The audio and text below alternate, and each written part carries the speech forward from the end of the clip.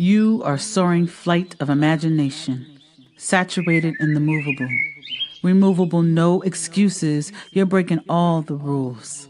You are brew, composed in shea butter, peppermint and honey black soap. Nas lifeline inscribed in palm, unconventional, standing 20 feet tall. You are 1969 in the syncopated. Improvisation to the metronome. You chasse too. You allow your voice to ripen before time signatures expire in measures. You origami chords. You are where 30 shakes hands with adolescents realizing you just hit puberty. Watch as red clay seeps through pores building pyramids past prime. You are prime at 44. All brass, double bass, 2 drummers, 3 electric pianos, and percussionists all saying forget it at once. Oh, we are back for another episode of All About Our Liberation. If you don't know who I am, it is your girl, Heather Byrd here, visionary and CEO of Byrd's World Publishing, where we are on a mission to empower individuals, especially women of color, to write and publish their brilliance so they can turn their message into a movement. So I need y'all to hurry up and get your people in the room because today is going to be a little bit different than what we would normally do. All right. Because today I'm really excited to be able to invite you to All About Our Liberation, the podcast, as we work collectively to reclaim and rebuild our way back home to ourselves. This podcast is inspired by the upcoming anthology, and we are extending the conversation so that we can transform not only on the page, but in person. Together, we create permission. Well, we create the permission for you to write, to rest, and to remember who you were before the world got its hands on you. All right. So get your people in the room. Make sure you are tagging, commenting, letting us know where you are coming from because we can see you in the chat. All right. I'm going to shout you out. I'm going to bring it to the screen.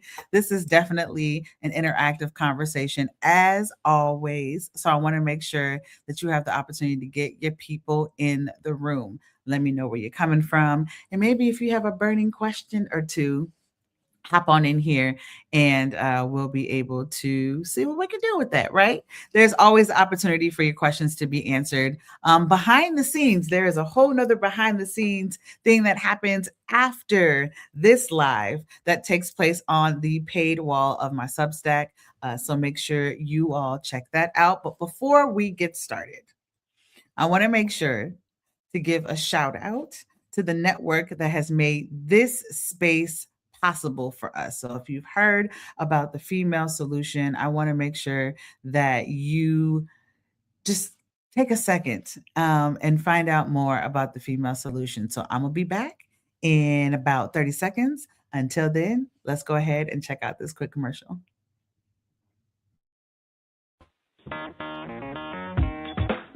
Women have the power to transform this world. We can end crime and violence if we all agree to do one thing: share. Let's share our wisdom, share our time, share our talents, share our finances, but most of all, let's share our love. This is the female solution. All right, y'all. So we are back. There's still plenty of opportunity for y'all to get your people in the room because we're going to be here for the hour. All right. It is 7:03 my time. So depending on where you are in the world, we're going to go for at least an hour. All right. Well, only an hour. So make sure y'all get your people in the room. But before we get started with this episode, one of the things that I like to be able to do is I get really excited in the beginning and there's all this energy, but I want to create the opportunity for us to pause and to ground ourselves and to honor our ancestors and their wisdom. So one of the things that I would love for us to do is just kind of get ourselves situated and still. And as long as you are not driving, all right, you can lean in on this practice. So if you feel comfortable enough, go ahead and close your eyes or at least lower your gaze. And I want you to just take note of what's going on with your body, right? Your shoulders a little tense. Are they hugging your ears? Is there an opportunity to bring those down a bit? Is there tension in your glutes? Are your hands a little sore from writing all day? Is there the little wrinkle between your eyebrows because you're scrunching up your face? Is an opportunity for you to relax that. And I would like for us to take a nice deep breath in together. And exhale out through your mouth.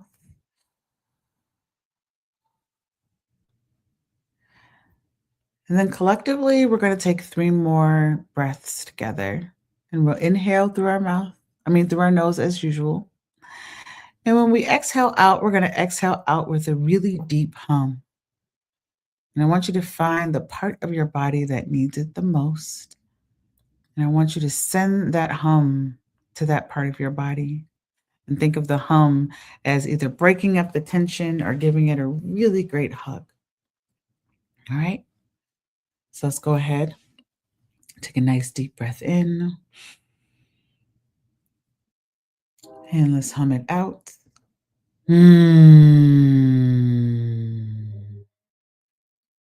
It tickles my nose sometimes. So just be conscious of what's happening. Another deep breath in. And hum it out.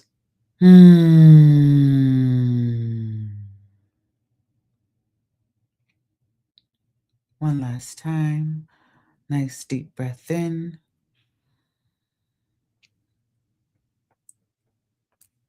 And a deep hum out.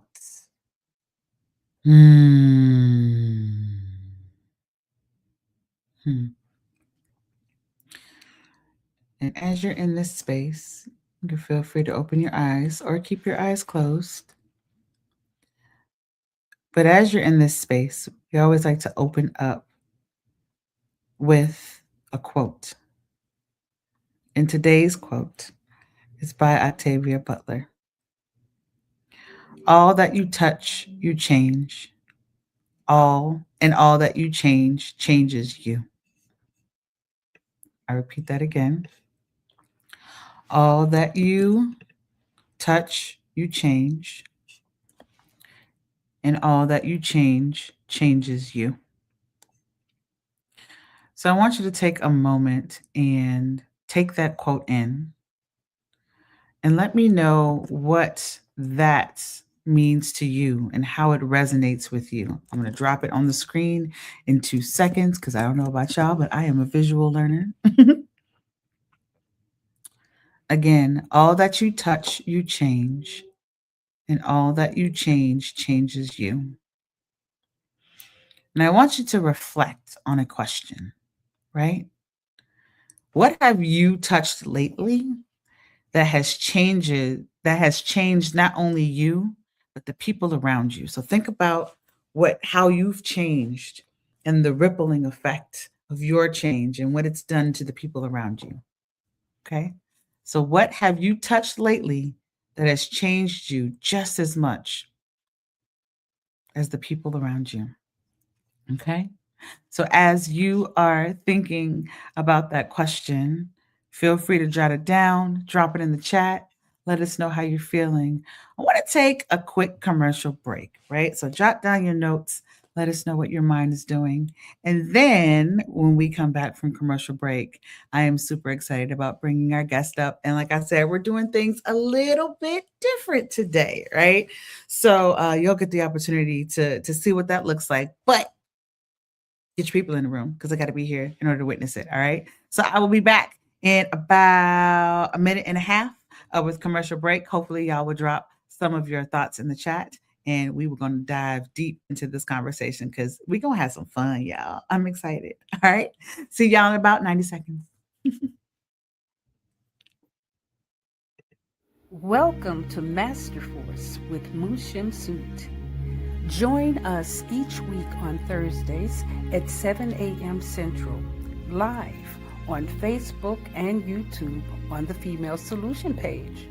As we dive into powerful topics designed to assist you in mastering your life force, our conversations feature a diverse lineup of experts all dedicated to your growth. Tune in weekly to discover new ways to elevate your spirit and raise your vibration. And remember, we are ascending.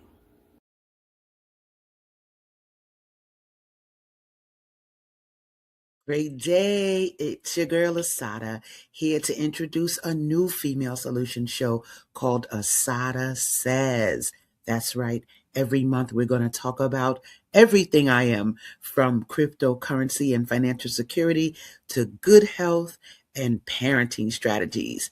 Come on and talk with me every Tuesday morning from 7 a.m. to 8 a.m. And let's do that thing the way Asada says it should be done.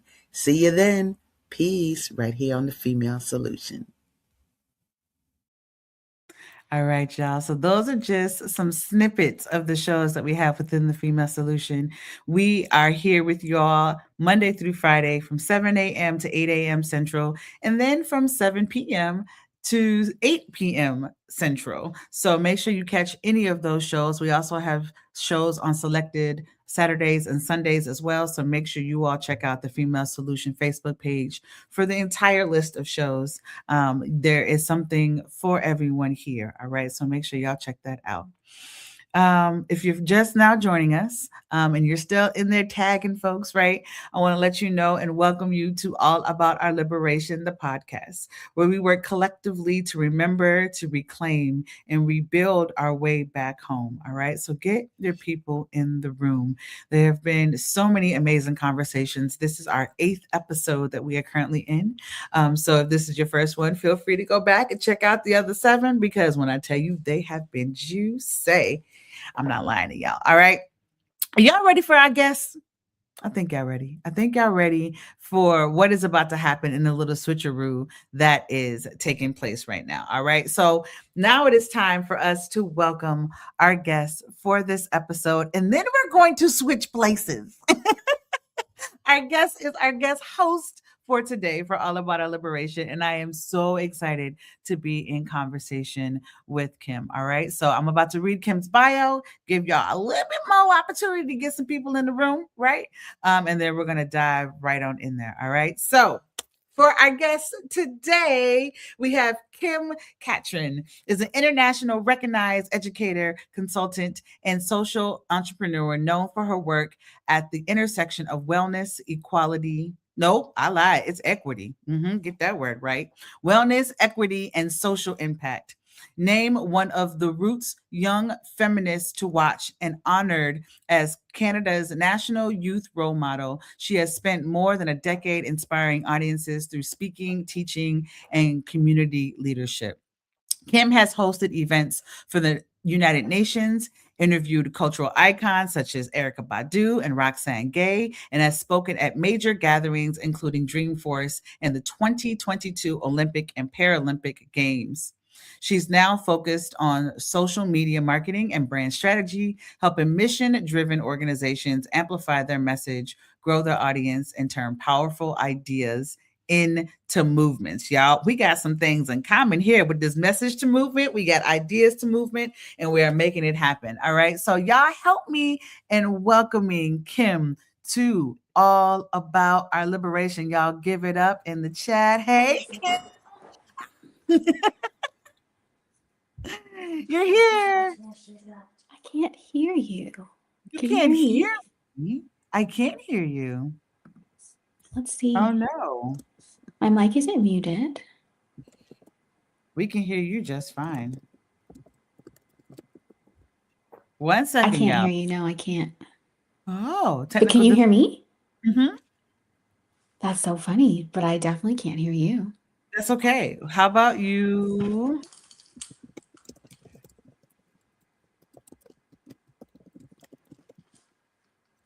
Let's put a message in the chat for you. Muted. Yeah. You know, sometimes the world just won't let you be great. So we are here Okay, working sure. through I'll do that. all of the technical difficulties that exist. But what we wanted to be able to do today with you all is having the opportunity to learn a little bit more about Bird's World. We have been here interviewing so many amazing folks that have come across this podcast. For the first episode, we had the opportunity to interview Dr. Barbara Shriver, where we talked about really leaning into our minds and our bodies and what that looked like, right? We had the opportunity to have conversation with Pam, who was our last guest that we had here, where we talked about her book, Women Don't Retire, and what does it look like to create a world after retirement that really leans into who you are as a person. And it doesn't just stop after retirement. You have the opportunity to lean into your dreams. So again, if you haven't had the opportunity to lean into the other episodes, make sure you check out my YouTube page. And there it's at Blue Birds World, BLUBYRDS. And check that out for all of the previous episodes that we have had, and lean into the conversation. Be there with us, right? So we're going to try this one more time to see if all the things are working. Can you hear us now? I can hear you just fine. Yay! Everything's Let's good. go. Amazing. Yes, thank you so much for being here with us. Oh my gosh, thank you so much for having me. It means so much. We have so many amazing conversations behind the scenes, and for us to make the decision to now bring this conversation to the forefront so that other people could be a part of it was a really, really amazing idea that you had. And so thank you for being the person to be here with us. We have so much fun every Friday. For y'all, get jealous because we have fun. The conversations that we have are amazing. But yes, what we're doing today, y'all, is we are turning the tables. And I am sitting in, so I'm gonna move you because it's official, right? Right. I am sitting in the hot seat and allowing Kim to take over as host today. So anything that you want to say? I did read your bio. I know you didn't hear it because of the technical difficulties, but anything you want to add to just who you are as a person besides a gorgeous human being? Oh, well, I think that thank you for the bio, even though I didn't get to hear it. I trust you. But I think that I'm very interested in the liberatory work that women of color are engaged in, Mm, whether that is here or internationally. I think that I think particularly with you, one of the things that inspired this conversation was so much is just watching your brain work and pull together ideas is mm, really phenomenal. mm, And your ability to create space for other people to share their ideas, and also to hold up a mirror for other people to see their own selves in a fair and a compassionate way. I think mm, sometimes, like AI can do this. It can be like very sycophantic where you're like, it's just saying, yes, you're wonderful and you're amazing, or I think um, a lot of inherently underlyingly racist spaces can be overly critical in a way that isn't authentic. But mm, you have this really beautiful marriage of being able to be kind and thoughtful, but also like clear and accountable in the way that you're creating space for the people. So I was like, I would love to just talk to you more about that, because I can't wait for more and more people to be able to see that and experience that. yeah. Oh, thank you so much for all of that language. I never know how to sum it all up, and that was a really beautiful summary. So thank you. My pleasure. So I would love to just get right into it. Are you Yeah, okay to let's go? do it. I'm for it. Cool. All right, amazing. I think like one of the questions I always have for you is when someone first comes to you with like a vague, kind of an amorphous idea, what's the first thing that you're listening for? Like, how do Mhm. you know when someone is talking to you that they should write a book? Yes. First of all, that's one of my favorite parts of the process is when someone is inquiring about whether or not they should or shouldn't write a book. And many of the time someone will come to me and they'll have hesitations, right? There may be hesitations because they have written something and they got negative feedback on it, or something happened to them in school and Mhm. it deterred them from wanting to write and publish their book. And so the thing that I am listening for, I think it's twofold. One is being able to identify the root pain that exists, like the hesitation that they're having in terms of moving them forward. Because just because they schedule time with me doesn't mean they're actually ready. Sometimes they just want to learn more about the process. And I'm listening for, well, what's stopping you? Right? Because there's such beautiful opportunity for us to work through what that looks like. In Bird's World, we always talk about we heal first, write second, and then build movements with our message third. And in order for you to show up as your most authentic self on the page, you have to know who you are. And instead of moving forward with what other people have told you, you should be, who are you at your core? So I listened for who you are at your core first and the hesitations that you might have. And then the second piece of it is what lights you up, Mhm. right? How how can we take the thing that makes you jump for joy and turn it into reality? Do you find that there is any sort of pattern that you notice where people have lost the connection to the thing that brings them joy and maybe picked up the fear in its place? Do those Can you things happen at the same Oh, yeah, for yeah, sure. one Do more you find time? that there's some sort of pattern that you notice when you're talking to people of that where or how they lost the connection with the thing that brings them the joy and how, fear kind of ended up taking that place? Because I feel like you've connected with so many different kinds of people. Is there something that connects the way that that happens? There is a period of time when someone is younger, and when they're younger, we have all of the encouragement in the world to be who we want to be when we grow up. And there's a period of time that it's around like 4th, 5th, 6th grade where we lose the color in the classroom, where we lose the opportunity to color, where we lose the opportunity to play, and people are prepping you for this machine, which is capitalism, which is the world, which is you have to go into the workforce, and creativity isn't seen as an essential piece of who we can be.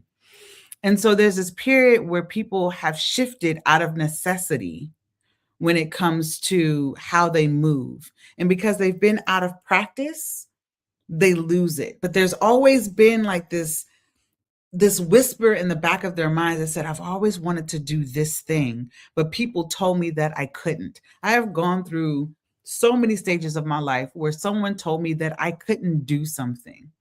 And luckily for me, I said, watch me. Like I didn't allow for them to say I couldn't do it and it served as truth. That was their truth and that was their understanding of what was possible. For me, I said, okay, just because you haven't done it doesn't mean I can't do it. Right. But not a lot of people have that muscle and or that permission to think in that way. When you think outside of a box, you're stigmatized. You're shunned, right? And so there's usually a period of time where somebody was extremely creative, but they had to shift because they made the decision to fit into the machine, a box, even though they never fit. A lot of my folks also are servants. So they give so freely because they care so much and they give to everyone else but not themselves. They're the last ones on that list. And so they've lost a piece of themselves. And so I get folks who are in their late 40s, 50s, 60s who are now going back to the dream of always wanting to write and be a writer, and they're open to discovering who they can be at this stage in their life, and it's so beautiful to watch. It's so exciting. So it's like, so you see this, and I think in a lot of ways you're connecting people to, that inner child or that childlike vision that they have, that sense of play and creativity. I think that that's everybody wants that. Everybody, and I Mhm. think we've seen lots of that in recent years, people talking about reparenting or Mhm. reconnecting with your inner child. And so when someone is in a space with you, whether they're like one-on-one consulting with you, or maybe they're in the morning or evening pages, what is it that you do in those spaces that allows them to connect to that authentic, creative, childlike vision that they once had that they probably can't tap into in the rest of their life? Mm, that's such a great question. It starts off before they even get into the room, to be honest, right? It's the connection of letting them know that I see them. And then when they are in the room, again, acknowledging their presence. Women of color specifically move through the world as a cog in the wheel. Like people don't see us. We're invisible to how the machine works, right? And so because we are moving and seen as just a part of a machine, we're not seen for our humanity. And we're definitely not encouraged to show up as our most authentic self. And so when someone walks into a virtual room or a physical room, I want to let them know that I see them. And just that one small but large acknowledgement begins to break down the walls when someone comes in. And it allows for them to be a little bit more curious on, okay, what is this space, right? I think someone put it really well um, about a month ago, 2 months ago. We're in April. It was 2 months ago where I was helping to pull together a vision for one of the women in my community. She had this vision of pulling together this futuristic um, program for her school, and she had this idea but didn't know how to bring it to life. And so she hit me up and said, I have this vision, but I have no idea how to pull it together. I need your help. And so creating the space to just listen and letting folks know that it's possible. Like, you don't have to know the how, that you have other people for that, but the vision is something that can exist. And so we were able to bring that to life for an entire school and make it happen. And it part of that reason that it was made possible is because I acknowledge the fact that an idea might be off the wall. Those are my favorite. How can we make it a reality? Right? It's the someone talked about how it's a possibility model that exists. I think I think it was Joan, one of your ambassadors, who talked about you time traveling. And that for me really connects to this vision that you did because it was about the future. Mhm. As she was saying, I think she said it like get you someone who can time travel, you know? And um I think part of what you're describing in terms of like people come with that sense of fear as they go off into the world because there's fear like can I provide for myself, can I take care of my family, can I with everything that's happening in the future, am I making the right choices now to set me up for there? And I Mhm. think that when we talk about you and like time traveling and the ability of your brain to work in that way and then to take on these sorts of impossible problems, um how do you bring that sense of like imagination from the future, or like a grounding from the past, because you also do all these beautiful things with your mom too, so I feel like it really is time traveling. It's not just in the future, it's not just in the past. So how do you connect across the future and the past to the present when you're Mm. working with people so that they feel a sense of freedom and creativity, but maybe also like a sense of security to finally pursue their vision? Hmm. That is such a beautiful question. So, part of Joan, speaking of Joan, shout out to Joan. She has gifted me with the language of the title of being ancestrally guided. And I have done my own work. And part of that work is leaning into my own intuition. And so what might seem to be off the wall for someone else that they won't say out loud, I'm the person that's going to say it out loud. I'm the quirky one in the room. Like, this might not make sense, but this is what I am seeing. And I'm a visual learner. If anyone's ever seen Jingle Jangle, it was a Netflix special that came out during the pandemic. And two of the characters, Journey and Geronicus, they do this thing where they can see equations in the sky, and they're like literally solving the equation to this scientific problem. That is a really great example of how my brain works. Like, someone is talking to me, and as they're speaking to me, I am seeing images of what is possible and what they're saying, and then I'm pulling them down to root them and then present them to people to see what lights them up. Again, I can say all the things that I might want to say, but if it doesn't resonate with someone, it doesn't matter. So if I say it and then I watch your entire body language shift and get excited about the idea, that's the thing that I really want to be able to lean into. And so I want to make sure that I am I am honoring the fact that I've done my work and trusting my own intuition. I'm also honoring that I'm very observant, right? And so I've been in so many different rooms that has allowed me to pick up on so many different pieces of knowledge. I watch body language, even on Zoom. Like, a lot of people, there's that barrier. Yeah, we're working from like here up, but that says a lot about, like, you lit up when I said that, right? And so it's the same thing with people. We get excited. We move our bodies closer to the screen. Our smile gets bigger. Our eyebrow might raise. Like, it's the little things that shift that let me know that what I am seeing in the Journey Geronicus type way from Jingle Jangle is something that is resonating, and then we get to work together to make it a reality. So I think I answered the question, because it was such a big question to answer. But that's, people make fun of me a lot because and it's all in love.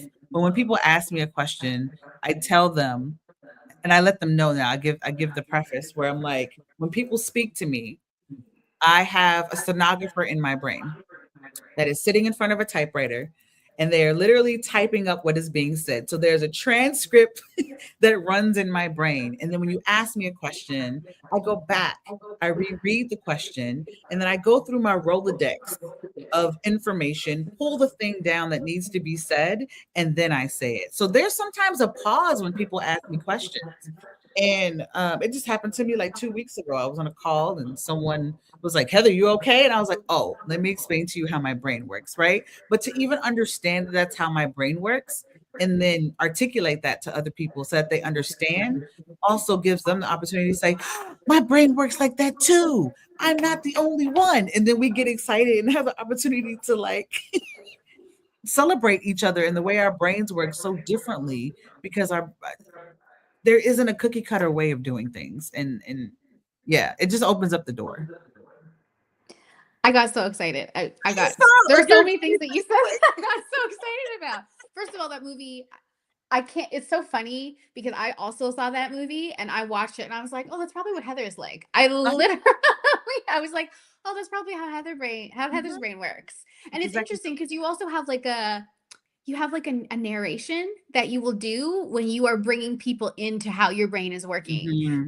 Where you'll be like, okay, so I'm doing this thing right now, and you kind of step out of the thing that you're doing to describe the thing, like to narrate.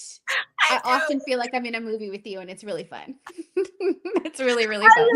Thank you for pointing that out, because I do that, but I don't know if I realized I did it and how it actually, it's great. How other people perceive it. It's great. Thank you. It's great. It's great. It's super great. But I also wanted to ask, I had like 4 questions I wanted to ask, but I do want to say what you were talking about communicating over Zoom, because I think that, you know, we all globally have had a shared experience of having to communicate online. So we all went through that together, like from very much in person to very much almost exclusively for most people online. And now we're, there's like a hybrid that's happening right now as we kind of sort through the world. And I think people often describe like a lack of connection when they're communicating with people online. But I have watched spaces with you in them, and I've been in spaces with you in them, and virtual spaces, and they are like joyful and fun, and they feel really connected. And I don't feel the same. I've worked online since like 2005. So I have not experienced really working with anyone who I have felt like virtually it's so valuable and so meaningful and so rich that I'm sure that there's more that I'll experience in person, but I don't feel like I'm losing anything. So how is it that you are able to host spaces online in such a way that there doesn't feel like there's a loss, that there really feels like you're very engaged and connected and supported, like you're actually in community with people online?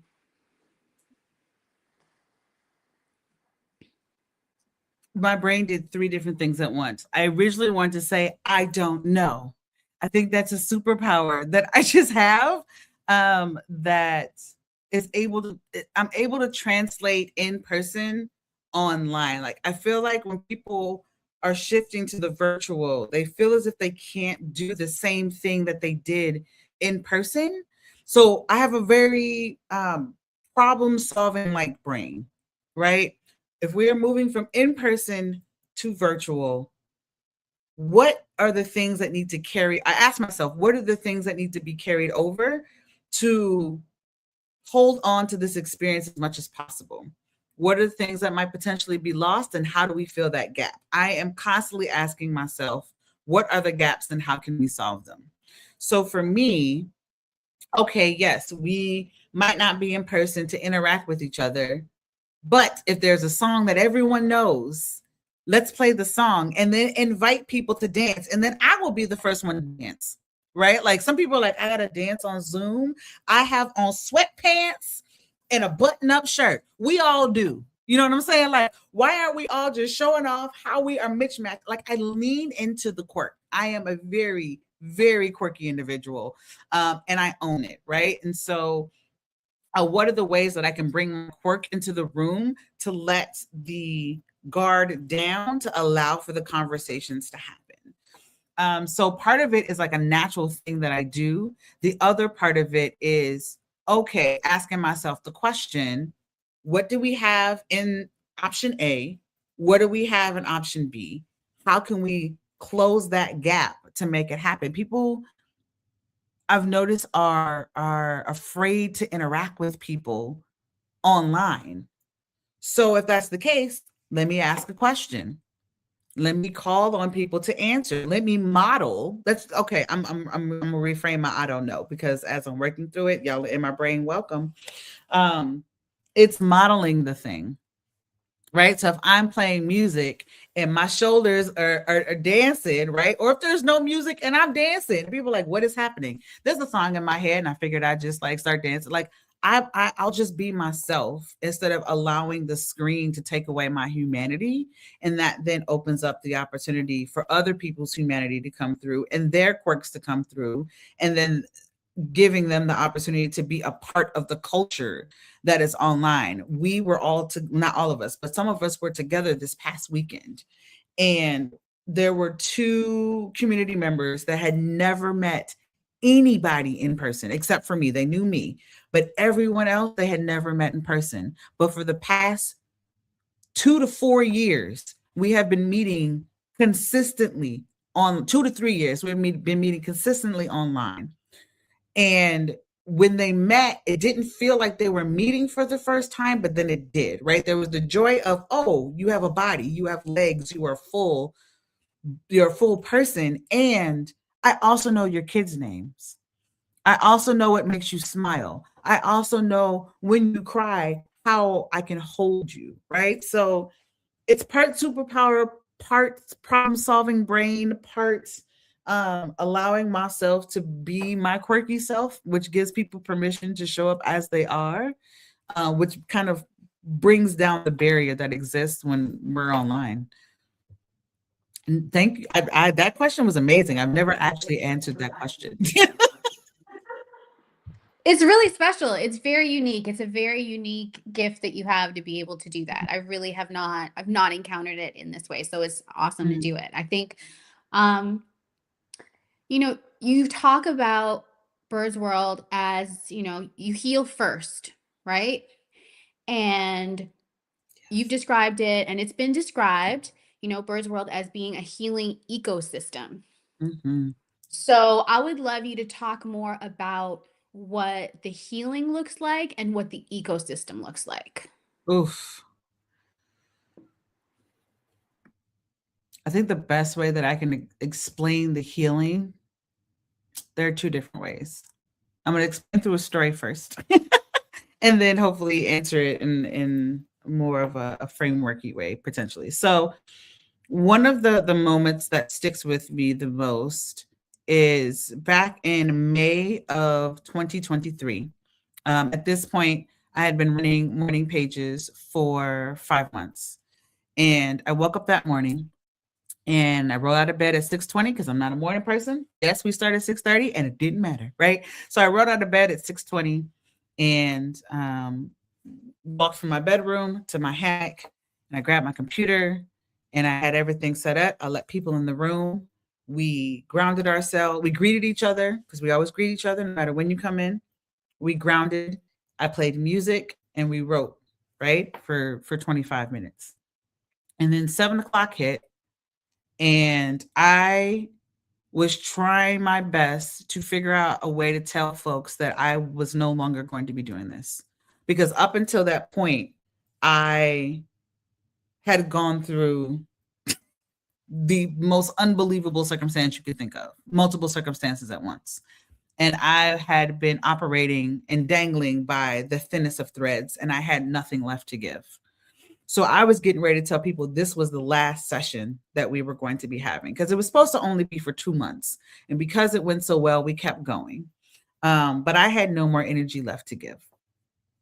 And before I could open my mouth to tell folks that this was going to be the last session, Joan hops on. And she was talking about, unprompted, how much this space has changed her life and how she moves differently because she gets to show up without her mask, without weight on her shoulders, without the costume that we put on every day when we leave the house, right? And how much it changed not only her life, but the life of her kids, right? This isn't just a thing that's happening for the person that's in front of the screen, because when we move differently, again, the people around us change. And so she's telling this story, and I'm hearing this at the most divine time, because again, I was getting ready to end the ongoing sessions that we were having. And then I start crying, and I let everybody in the room know I was getting ready to tell you all this was the last day.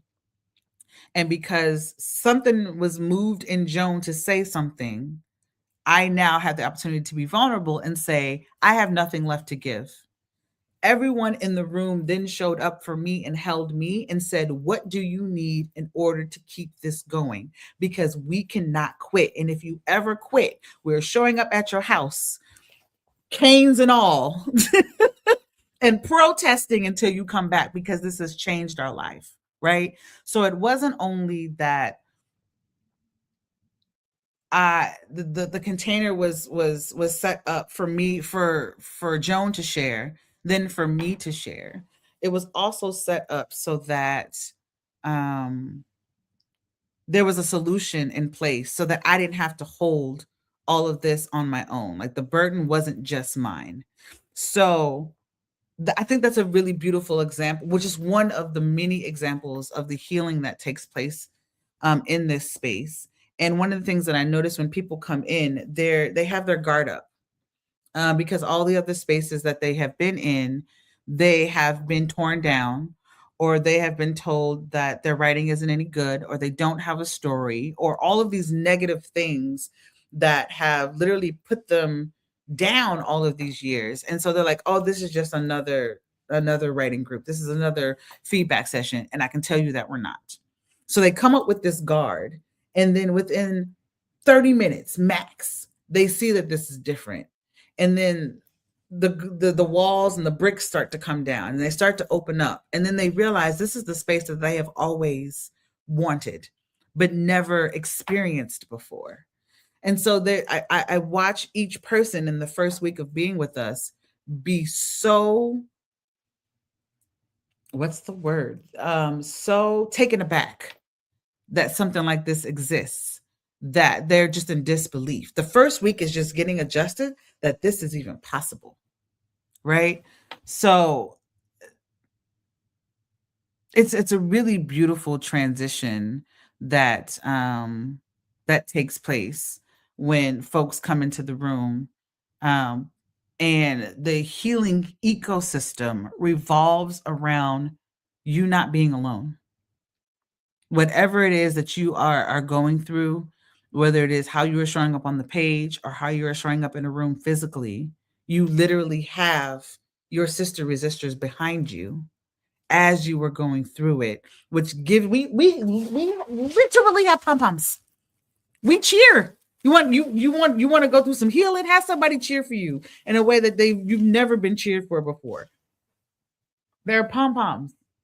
Like we heal each other by showing up every single day for each other, not only for the page, but how we show up in person. And I think that, that really speaks to the idea of an ecosystem, right? An ecosystem is like living things that are connected and influencing each other. Oof. And I think that, people often say that you are the product of the 5 people you spend the most time with, right? And even in you're choosing a partner to be with, when you choose that person, you're trying to choose someone who you're going to like who they make you into, because just by being in their presence, you're going to become more like that person. And, if you are in the morning and the evening pages and you're connecting so frequently, I want to know how you feel like the connection that you have with the people in the group influences you, and how you feel like how you feel that ecosystem functions. Like how does that part of it, because as someone else, imagining myself coming into the group, for example, what am I going to become more like in the time that I am spending with you all? Ooh. You're going to shed a lot of what no longer serves you. And as you are releasing and understanding what no longer serves you, you're going to go through an identity shift, right? And that identity shift is going to require you to be held. I think another great example is, now mind you, I'm the guide, I'm the facilitator in this space, and they influence me just as much as I am influencing them, and I'm still trying to wrap my brain around how impactful this space is. And bless all of their hearts, because they are so patient with me, because I can't tell you the number of times that Katrin has told me something that I needed to do to move forward, to expand, or to rest, or to write more. Just there have been so many messages that have been told to me that have required it to be repeated so many times I have lost count. And there are some messages that have been told to me over the past 3 years that are just now sinking in, right? I'm just now able to understand what is being said, but never has Katrin lost her patience with me. Never has Joan lost her patience with Shauna. Never have I lost my patience with Teresa, right? Like we are like, oh, you don't see it now? Okay, you'll see it soon. Okay, you don't see it now? I'm going to remind you of why what I'm saying, what I'm seeing is truth, right? in my eyes. And then, you'll see it eventually, right? And so we're unlearning so many things. Some of the women that come in are 50, 55, 60. And so they are unlearning 40, 45, 50 years of conditioning that does not apply to them. So me telling you to do something once to undo 40, 45, 50 years of training, it's going to take more time than that, right? And so, how can we develop a level of patience with each other to make sure that we are setting you up to be your ultimate self? Because most spaces don't set you up to be your ultimate self, they set you up to serve their purpose. We're setting you up to serve the purpose you don't even know is inside of you yet. That needs to live in a book, that needs to live on a page, that needs to live on a stage, right? But sometimes it takes 3 days, 3 weeks, 3 months, 3 years for someone to remind you of who you are.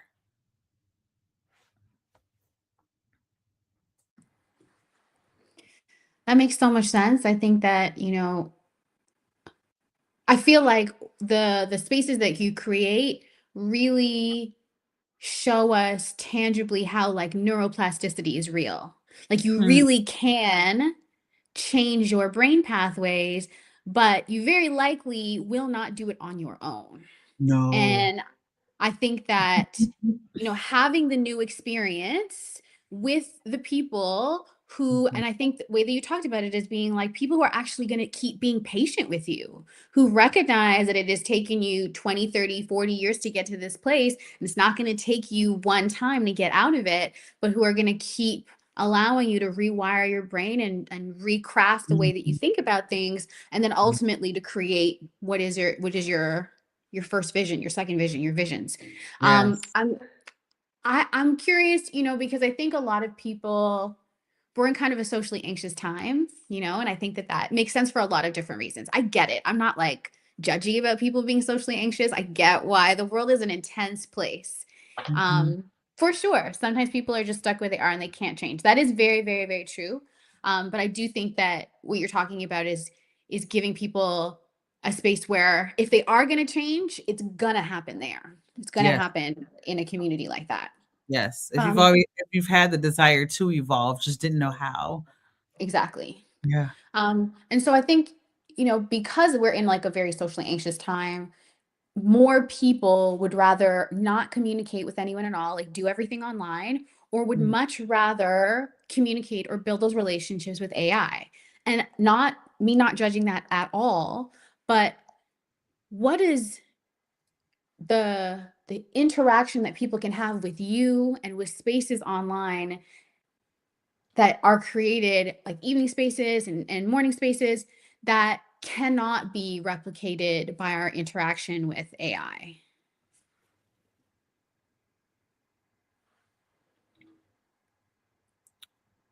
Trust and truth are the 2 words that are coming to mind. Mm, Um, AI is gonna tell you what you wanna hear most of the time. And AI isn't going to have the opportunity to take note of how what I am saying to you, how it's being received. I can't notice how your head tilted to the side and you were afraid to ask the question but didn't. All I get is the question in AI. I don't get the, well, do you understand? And then you go, that's a no, you don't understand, right? But AI can't see right now. It can't be creepy when it can, right? Because we might be moving that direction, right? But you can't see, what is it? 80% of communication is nonverbal. Right now, we are only working with the 20% that is verbal, right? So when someone says something about how beautiful you are, and I watch you shrink into yourself, that lets me know that you don't know how to receive compliments, maybe because it's never been said to you before, or maybe no one has ever told you you were beautiful. And so when you break down into tears because you've always wanted to hear those words, but no one ever said it, AI is not going to see that. Or when you tell me a story about how um What's a really good example? Like if you're writing a book, because a lot of folks are using AI to write books. That's a whole nother segment for us to have conversation around. Whole other podcast episode, right? Um, but what AI is doing, it's a large language model. Like it's pulling what everyone else is talking about, and you don't have the opportunity to infuse who you are as a person. Yes, you might share some stories, but those are the stories that you think need to be told. AI can't pick up on as you're telling the story, you are hesitant because you're afraid of what your mother might think, and be able to dig deeper into the root of why that is something that is scary for you, and then ask you the question, are you ready to tell this story? Have you gone through some sort of healing journey? Are you on top of your story, or are you in the story, right? Are you prepared? Are you re-triggering yourself? Like the little nuances again that come through with the 80% of nonverbal communication cannot be read. And so what we provide, I think you used this language earlier, is a mirror. We get to be curious, we get to ask questions, and we get to use your 80% of nonverbal communication to really get down to what needs to be said on the page. And someone told me this weekend, they're like, what's that thing you always say? Chat GPT could never, right? Like it can never be you fully. It can bring out certain aspects, but what we're doing here is not trying to be like everybody else. The large language model is pulling from everybody else. What we are doing is pulling out what no one has seen in you yet. Or maybe they have, but you haven't put it on a large enough stage. You haven't put it in a book. You haven't talked about it yet. It's the 80%. That's huge. That's so huge. How do you then? I think that depending on how someone grew up, you know, they might not have wanted to look in a mirror for a very long time, Mm, right? yeah. And it might be fearful to look in a mirror, it might be uncomfortable to look in a mirror. I think that um some families historically might have even suggested that like being too self-reflective is like an exercise in vanity, Yeah. like you're being Mhm, self-centered. I think especially for women of color who are really trained to like look outward and think about how to take care and serve. You said you mhm. work with a lot of people who serve others and Yes. support others, who are Yes. nurses and teachers and are in these positions where they're primarily pouring outward, that it Yes. might feel very foreign to, or it might feel like they might be like, is this narcissistic of me to want to like look at this mirror, to want to like feel this Mhm. reflection? How do you get people comfortable, and particularly women of color? How do you help them feel comfortable with having that mirror? How do you help them see parts of themselves or access parts of themselves that they might not even, or they haven't even looked at themselves in a long time? I think you talked a little bit about it in terms of like Yeah. you're watching for that interaction, or like the way that they might get uncomfortable based on certain things that you say. Yeah. But yeah, I would love to hear more about how to do that, or how you Yeah. do that. It's a combination of affirmation. Oh, I had it in my brain as you were saying it. It's a combination of affirmation, permission, and seed setting. So a lot of the times we want to throw everything at someone all at once and then expect them to change it in that moment. And again, we are reprogramming ourselves. We are unlearning the things that no longer serve us. So I get a lot of folks who are um, between the 50 and 70 range. And in that generation, you were seen, not heard. And so they don't have a voice. And so asking them to utilize their voice is scary. They were literally taught not to speak up. So how do you then give someone the permission to speak up. First of all, I affirm that I see you. I affirm that you have a voice and that you have a story and that it is valuable. And when you say something, when I tell you, the pom-poms come out, right? When I tell you, one of the things that we do in our community is when someone says something that really moves us, we pick up our pens and we go, say that again, right? And so there's that affirmation of, I want to hear you repeat yourself because of the value in what you said, not because what you said we thought was wrong. Someone said it's so much better in the community. Shout out to Shauna. But she was like, when we ask you to repeat yourself, it's not because we want to prove you wrong or something like that. We want to hear it again because it moved us, right? So that's the affirmation piece. The permission piece then exists because when we ask you to repeat it again, it then goes, oh, I guess that was something that's really valuable to be heard. Again, I grew up, kids are seen, not heard. So I was trained, but now people want to hear from me, right? So now it's the permission to speak up, right? And then the seed planting is like, have you ever thought, I ask questions, right? Have you ever thought of this thing? I create space for critical thinking.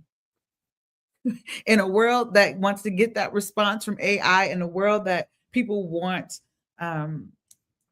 answers to be told, fed to them and told what to do, I go, no, what do you actually think about this? Right? Like I ask questions. And so I really do believe it's a combination of affirmation, permission, and then seed planting in terms of them being able to access what they used to have when they were 5 years old and utilize it now that we're adults. So yeah, it's so beautiful. There is so much that we could talk about, and we are already at the hour mark. I Can I ask you one last question? Yes, we can. To Just close one it out, last small one. let's do Just it. you don't just work with the women of color. You work with people who are aligned in terms of what? Mhm. How else do you decide who else to work with, who else to support, who else to bring into the community that is outside of the women of color that you primarily serve? Ah, such a good question. Thank you for asking that. Yes. So, everyone has their focus. My focus is women of color. However, look here. We have gone through this experience of being silenced. It looks different for women of color, and there is a need for protected spaces for women of color to evolve. That does not mean that I also don't work with other people, right? And so one of the ways that I have the opportunity to determine what that looks like is if our values are aligned, bring it. If you are someone who wants to write a book and the ideas just aren't flowing, but you are open to having a conversation, you are open to being stretched, right? If you might align with like my spiritual values in terms of like the intuition. Yes, I pull out tarot cards sometimes. You know what I'm saying? Like, again, not to be predictive. That is not what I use that for. I use that as an intuitive guide for me, right? If our values align in terms of equity, if our values align in terms of knowing that there have been spaces where you have also felt small or you felt like someone was stealing your voice, right? Yes, let's work together. Actually, one of my clients, I'm gonna shout him out real quick, right? Two weekends ago, time is flying, right? Nairi Billups literally just released his book Unscripting with Bird's World Publishing. Look, y'all, Nairi's not a woman of color. Like I work with I work with people in different aspects. So there are spaces that exist that are for everyone who wants to do the work. Again, we heal first, right second, and build movements with our message third. If that is in alignment with who you are as a person, there are spaces for you. And I also know that when we are in a space for women of color, where we don't have to feel as if we have to show up a certain way because we will be judged, because someone thinks we are less intelligent. Maybe my hair isn't combed and who cares? Maybe I decide I want to speak in my South Side slang and no one's gonna be like, well, that's not a word. Yes, it is. It's in my dictionary, right? There is a need for protection for women of color because the rest of the world has not set it up so that we are protected. So those spaces are needed. And if you want to get a story out there and you're not a woman of color, there is still an opportunity for you to take advantage of all the other services that we also have so that we can also turn your message into a movement. So thank you so much for asking that question, because I get that a lot, and it's fair. It is a fair question, because that is what the message that is out there. But there are spaces for you too. So if you're not a woman of color, I got you as well. Awesome. Thank you so much, Heather. Thank you. Thank you so much for this time. As you can see, I really love questions. So if this is something that sparks something inside of you and you're watching this on the replay, first of all, let us know that you were here on the replay, so that we can be there. And if you have a question about what this looks like in real time, I do host an open house the first and third Tuesdays of every month. So look here, the Monday we have an All About Our Liberation podcast episode. On that Tuesday till tomorrow, I host an open house where you have an opportunity to come in, meet the community, because again, there's nothing like writing in community. Yes, you can write in isolation if you want to, but I'm telling you, you're going to go a whole lot further in community, right? So you get to meet the community. You have an opportunity to write with us and learn more about Byrd's World and ask me the questions about what path works best for you. And if you have any hesitations, I'm here for you. I get excited for questions. So come on in, let us know. I thought I had this up somewhere and I don't. Yes, I do. Ha ha ha. So you can join us for our next open house, which is tomorrow, 6 p.m. Central Time. You can go to byrdsworldpublishing.com/open house and check it out. And if you can't make that one, we will have another one. Reach out to me, DM me. There is so much that is happening here, and there is a movement that's occurring here. We are healing, we are writing, and we are building movements with our message. So, Kim, thank you so much for, again, being here with us. And for asking all the questions, for being curious, for being you, for being a light. Like you, when you smile, I smile. And you have just, meeting you has shifted so much for me. So I want to thank you so much for being here. And all about it, it's you are an embodiment of what liberation can look like in so many ways. And so I want to thank you so much for being here. Until next time, y'all, thank you again so much for being here. Catch us on you're making me do math, on the 20th is our next episode of All About Our Liberation, episode 9. And until next time, do you have any last minute thoughts, Kim, that you want to throw out there before we end? I just definitely go to the open house. I think that you want to get a taste of it, like go experience it for yourself, feel what it feels like to be in community. And I don't think you'll regret it. I think you are on the beginning of a beautiful journey. Thank you. Yes. Bad. All right, y'all. So until next time, I want to let you know that I see you. You are not alone, and we are here with you every step of the way. So until next time, bye, y'all.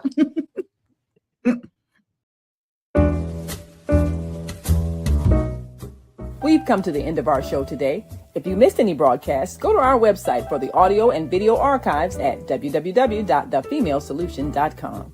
On behalf of our team of radio hosts, I'd like to thank all of you who participated in today's discussions. And to our global family joining us from all around the world, we say thank you. To our family in China, xie xie. India, Dhanyavad. Japan, arigato. Korea, kamsamnida. Russia, spasiba. Germany, danke. Poland, dziękuję. France, merci. Spain, gracias. Italy, grazie. Egypt, shukran. Ghana, madasi. Nigeria, eshe. South Africa, Ngiyabonga. Senegal, Jaref. Kenya, Asante. Israel, Toda. Pakistan, Shukriya. Afghanistan, Tashakur. Saudi Arabia and Palestine, Shukran. Assalamu alaikum wa rahmatullahi wa barakatuhu. Thank you, and may peace be upon you and the mercy of God and God's blessings.